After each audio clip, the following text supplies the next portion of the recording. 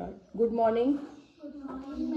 आज है वेडनेसडे और आज है 3 to 5 की कहानी। आज कहानी है छोटी सी पर मोटी सी बात। छोटी सी पर मोटी सी बात। क्या है कहानी का टाइटल? छोटी सी पर मोटी सी बात। इसका उद्देश्य है अपने साथी की मदद को अपने जिम्मेदारी समझना और उसका निर्वाह करना। यानी कि हमें अपने दोस्त की या अपने एक दूसरे की हमें क्या करनी चाहिए? मदद करनी चाहिए। रूहानी तीसरे दिन भी स्कूल नहीं आई थी। क्लास टीचर को रूहानी की चिंता हुई।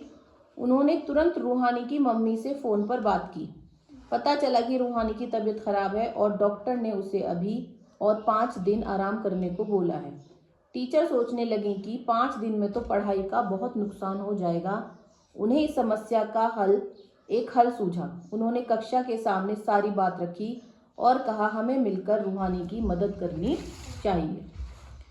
अभी टीचर की बात पूरी भी नहीं हुई थी कि गीतू उठकर बोला, टीचर, मैं उसके घर के नज़दीक रहता हूँ। मैं उसकी मदद कुछ महीने पहले मैं बीमार हुआ था और बंटी ने मेरी सहायता की थी। मैं उसकी मदद करूँगा। कुछ महीने पहले और मेरी मदद किसने की थी? बंटी ने की थी। टीचर ने पूछा कि तुम उसकी सहायता कैसे करोगे? तो गीतू ने जवाब दिया, मैं रोज़ स्कूल में पढ़े पाठों को उसके साथ शेयर करूंगा और होमवर्क में उसकी सहायता करूंगा। यानी कि जो स्कूल में पाठ पढ़े जाएंगे मैं उसको घर में जाके उसको बता दूंगा। गीतू का इस तरह आगे बढ़कर रूहानी की मदद करने का फैसला सारी कक्षा को बहुत पसंद आया और टीचर ने उसके सबके सामने गीतू की बहुत तारीफ की। अंत में टीचर बोली, सबसे पहले ये बात घर में बताना। गीतू ने ऐसा ही किया। माँ की सहमति पाकर उसने रूहानी की भरपूर मदद की। टीचर रोजाना रूहानी का हालचाल पूछती रहती। आज एक सप्ताह के बाद रूहानी स्कूल वापस आई थी। उसने सबके सामने गीतू का मदद के लिए धन्यवाद किया। सारी कक्षा की खुशी की कोई सीमा न रही और जब रूहानी ने घोषणा की कि अगर किसी और के साथ ऐसी समस्या आती है तो मैं सबसे पहले मदद करूंगी। यह सुनकर क्लास टीचर मैम बोली, बेटा, किसी की मदद कभी भी की जा सकती है। जरूरी नहीं हम सिर्फ समस्या की घड़ी में ही मदद करें। हम एक ऐसा ही समाज बनाएंगे जिसमें आवश्यकता पड़ने पर सभी एक दूसरे की मदद करने को तैयार हों। आप करते हैं एक दूसरे की मदद? या कठिनाई के समय में एक दूसरे का मजाक बनाते हैं कि अच्छा हुआ इसके साथ तो ऐसे ही होना चाहिए? होता है ऐसा? तुमने अपने घर में अपने आस पड़ोस में देखा जरूर होगा। होता है हमारे यहाँ ऐसा? समाज में होता है ना? कहेंगे अरे इसके साथ तो ऐसे ही होना था, इसने भी हमारे साथ ऐसे ही किया था। करते हैं? आपस में झगड़ा करते हैं, मारने पीटने की बातें होती हैं। ऐसा करना चाहिए? नहीं करना चाहिए। तो तुम्हारे सामने कभी ऐसा कुछ हो रहा है तो तुम्हें क्या करना चाहिए? उसको रोकना चाहिए। ठीक है?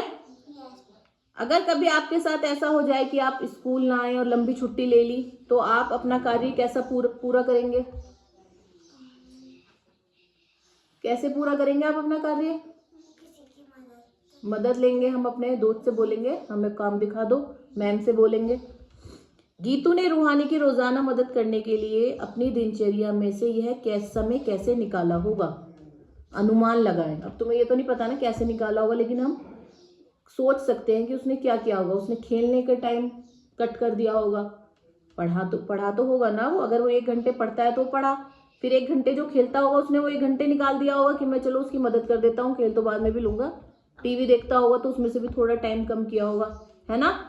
और सबसे पहले इसमें ये आया था कि अपनी माँ की या अपनी मम्मी की, हाँ, यानी कि अपनी मम्मी से पूछ कर। तभी तो जाओगे ना किसी के घर जो मम्मी कहेगी हाँ चले जाओ। आपने कभी किसी की या अपने किसी साथी की कठिन घड़ी में मदद की है? क्यों और कैसे?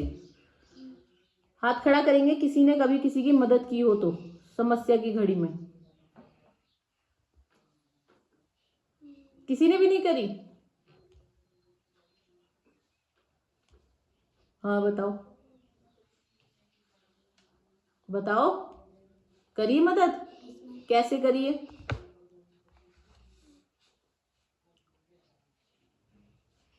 किसी ने भी नहीं करी मदद? हाँ बताओ। दीदी को अगर वो कॉपी नहीं होती तो हम उसकी मदद करते हैं और उसकी कॉपी ढूंढते हैं। हाँ। और उसके अगर मेरी ड्राइंग बनाती हूँ तो मेरा हाथ थक जाता है कलर करने में, तो दीदी मेरी मदद करती है। और समस्या की घड़ी क्या हो सकती है? और जैसे मेरे को कुछ नहीं आता, हाँ, कोई प्रश्न नहीं आ रहा तो मैम बता देती है हाँ मुझे। हाँ, और या तुम किसी को, तुम्हारे दोस्त को कोई प्रश्न समझ में नहीं आ रहा तो तुम समझाते हो, नहीं समझाते हो, बताते हो या चीटिंग करा देते हो के लिए उत्तर लिख ले? नहीं, हमें चीटिंग नहीं करानी है, हमें उसको समझाना है कि वो उसको भी आ जाए। चीटिंग करके तो कोई फायदा ही नहीं होगा। ठीक है, कहानी समझ में आ गई? ठीक है।